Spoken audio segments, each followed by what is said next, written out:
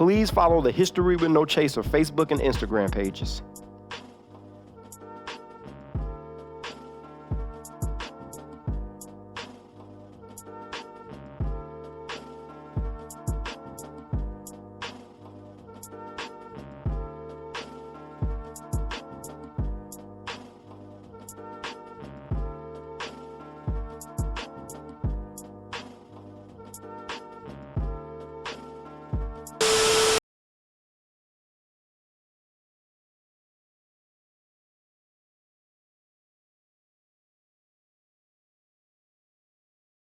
In 1985, wearing a black hood and robe for his own protection, Nicky appeared as a witness before a presidential commission investigating organized crime.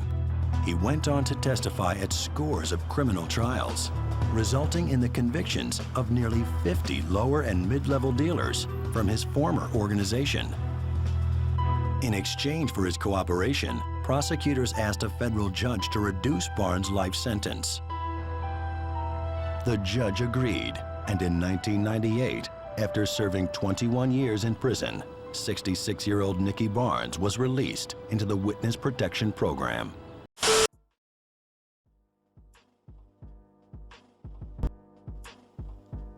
Leroy the Rat Nicky Barnes. Leroy Nicky Barnes was born October 15, 1933 in Harlem, New York. Nicky began using drugs at the age of only 14, and it controlled his life. He began committing crimes at an early age: stealing, robbing, gambling, and anything else that you can think of. Nicky grew up in a very abusive household. As a teenager, he joined a gang called the Tiny Turks, and that's where he began using heroin. A very troubled youth, and everywhere he turned, there was drugs, violence, and abuse. Nicky's father abused everyone in his household. So one day, Nicky made himself a zip gun. A zip gun is a one-shot homemade weapon, and he had every intentions on using it. But see, that thing only had one shot, so you better make it count. If you pull it and you miss, it could probably be fatal for you. Nicky came home one day to his father beating the crap out of his mother, slapping her all around the house. Nicky warned his father to stop several times. Nicky drew his weapon and fired. But see, the gun misfired and it blew up in Nicky's hand. And then the bullet bounced off his father's shoulder. Nicky jumped out the window to his escape. After that, he left home, dropped out of school, and he started running heavy with the Young Turks. And then Nicky started getting into the drug game heavy. Nicky began making runs back and forth from East Harlem. As he entered his 20s, he started making over $1,000 per day. In that time, that was a lot of money. That's good money today. But in this era, this was about $10,000 if we equivalent it to today. So Nicky was making about 10 G's a day. But Nicky had a vice, and he couldn't kick the heroin.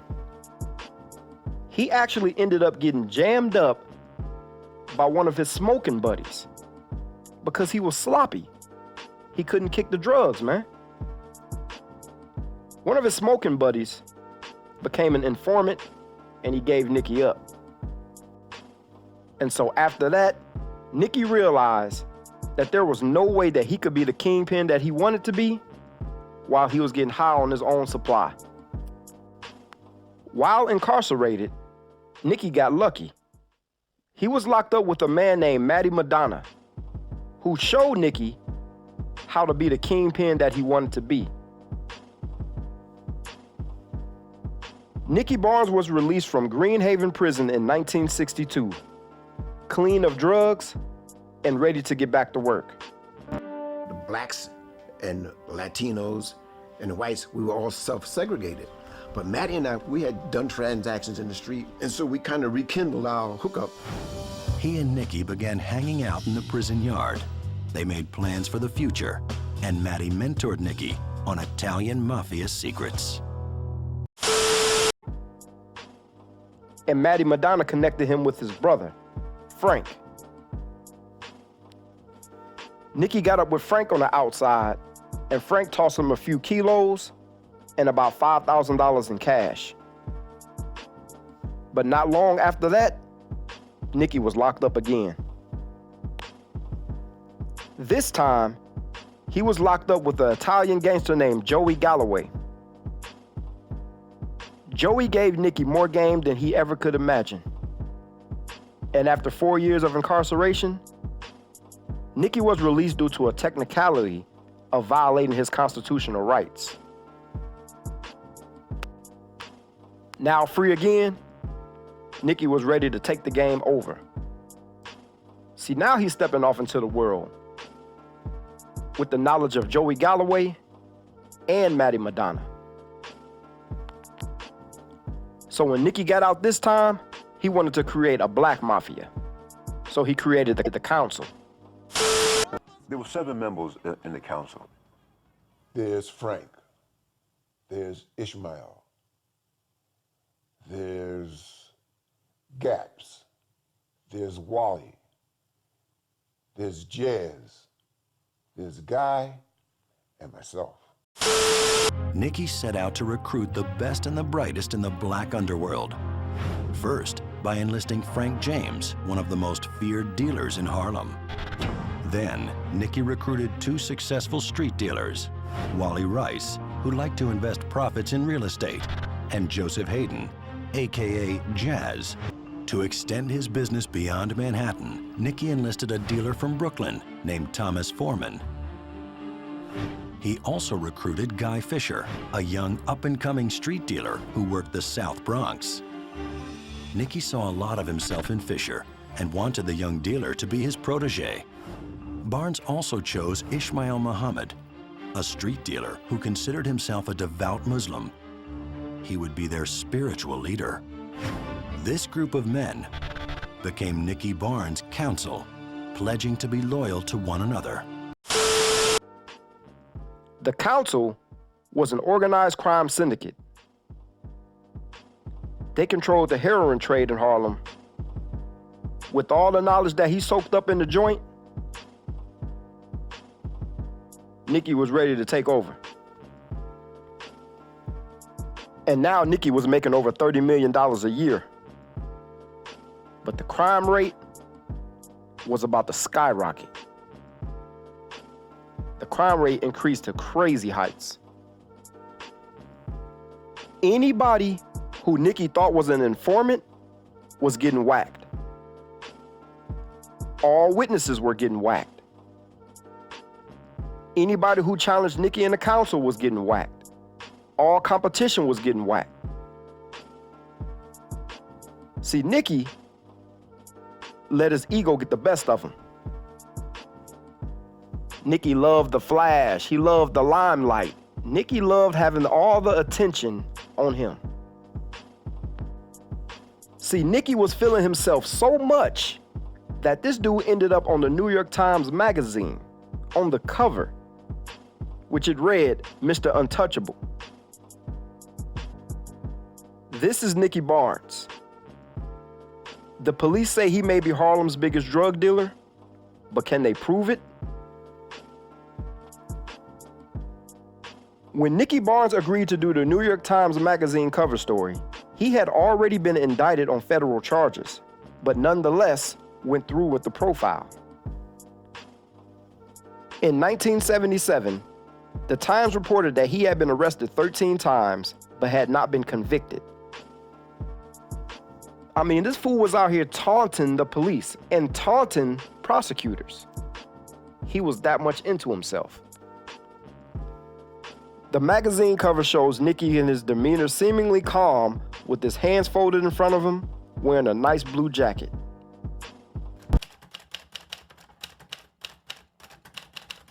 I was asked to do a piece on him. I said, of course I would, because he seemed juicy because he stood there and went like this to everybody. Every gang, you know, the Italian crime, the Jewish crime, the Irish, as they came through, the dynamic was you were a criminal, you killed people, you made money, you invested in legitimate businesses, and you became a CEO. I recall getting a phone call from a fellow by the name of Fred Ferretti, and he said, David, we're going to put an article in the Times, and this will be the front page picture. 2 days after that, I get a call from a fellow who introduces himself as A.M. Rosenthal. He says, my name is A.M. Rose, and I said, perhaps you don't understand. I can't get involved in this posing Barnes for a picture. He said, no, Mr. Brightbow, perhaps you don't understand. If I don't get him posed for a picture the way you want, he said, I'm going to put that picture when he was arrested in the middle of the night, and it was for the murder, and it's got a number across his chest, and he looks like he ate the victim's eyes. I'm going to put that on the front page of the New York Times. He said, what time will your photographer be here? So he said, well, just bring me something down to the attorney's office to put on. So I bought him this red, white, and blue tie. Because, you know, usually when they put an African-American on a cover with a mugshot, you know, you just think guilty already, you know. Well, I guess I kind of felt a little swell-headed about it. But at the same time, I was kind of praying in my heart of hearts that the red, white, and blue tie might have had a little bit more significance than the name Mr. Untouchable. President Carter was furious with the magazine cover, and he wanted Nicky to be prosecuted to the fullest extent of the law, which he was. In 1977, he was sentenced to life in prison without the possibility of parole. Now, with Nicky locked up, Nicky wasn't the man anymore. See, Nicky had a lot of women. Nicky Barnes had a lot of women. One of his women started messing around with Guy Fisher, this chick named Shemeka. Nicky finds out about it, and he orders a hit on Guy Fisher. He sent the counsel at him. But see, the counsel didn't move. Nicky got mad. So Nicky figured, since I can't run this thing, I'ma wreck it. And Nicky told on everybody. We had bought the Apollo, and Guy was handling all of the renovation and opening of the Apollo. And I'm hearing stories about him sitting up in the balcony with my woman, kissing on my woman. Look at that guy. I'm thinking, this faggot ass motherfucker, you know, but he got a bone with my woman. So I'm saying to myself, like, what does that mean, nigga, that you did it? You did that to her. Guy put himself in the position of dictating policy to me. I'm the one who dictated the policy, not he. You don't fuck with the king's woman. You can be a womanizer all you want, you know, but you don't violate the rules. And when he violated them, he had to pay.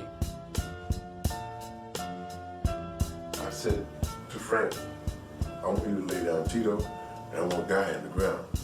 I want him horizontal, man. That's what I want done. And he said, well, I'm gonna get it done, I'm gonna get it. So anyhow, he's not doing anything, and as I'm looking at it, I know why he's not doing anything. The guys began to realize that I wasn't getting out. I'm thinking to myself, and I remember saying to myself, I can't run it, but I sure could wreck that motherfucker, man. I can't run it, but I could wreck it. Now, go ahead, tell me what it is you have in mind. In general, there are a few friends of mine, former friends of mine, that were I can't hear you very well. they were a couple of friends of mine that were supposed to be doing things for me, you know. Yeah? And well, they're doing things against me, really. Mm-hmm. And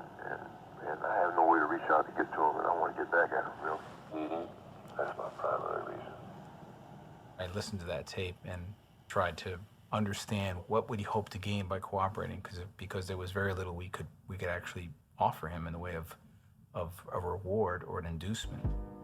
Bill said, it's always the same. It's revenge, revenge, revenge. In 1984, Guy Fisher was convicted of multiple counts of RICO violations, including drug trafficking, murder, and racketeering. While Guy Fisher was locked up, he received his master's and his PhD in sociology. Guy Fisher has also written several books and screenplays. He's turned his life around, became a mentor, a teacher, a leader. Guy Fisher was the first black man to own the legendary Apollo Theater in 1977. And after spending more than 30 years in prison, Guy Fisher has been released. As for Nicky the Rat, he stayed in federal custody until 1998, after serving 20 years in prison. Nicky Barnes had to live his life on the run. Nicky Barnes had to live his life in fear. He couldn't enjoy his family. He couldn't enjoy his loved ones. He had $1 million price on his head until the day that he died. He actually passed away in 2012, but a lot of people were reporting that he's died in 2019. You know, once you're part of that lifestyle, once you agree to those rules, once you participate in that game, you gotta accept everything that comes with it. Nicky went out like a coward. Yeah, he didn't die in prison, but he still served over 20 years. He didn't get to enjoy his life after that. He still had $1 million contract on his head, and he had to live out the rest of his life hiding. He couldn't even do interviews showing his face. In other words, it's saying that, hey, Nick, you broke the golden rule. And I'm saying, what good is a rule if the rule ain't a jewel that's fit for the crown of a king? If you're gonna take the rule and just use it to make bling, and you're gonna say, fuck the king, then the king gonna sing.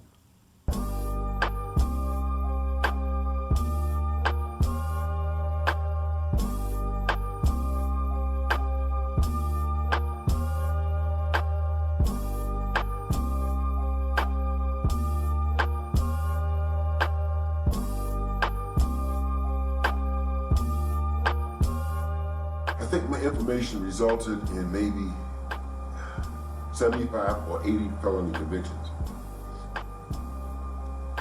They have a place in Lewisburg Federal Penitentiary that they call it the Nicky Barnes range, because all of the people up there were people that I gave up.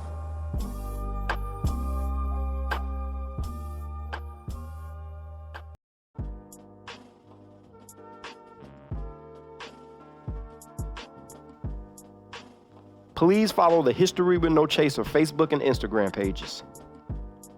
Thanks for watching. Make sure you hit the thumbs up, make sure you subscribe, and let me know what you think in the comment section.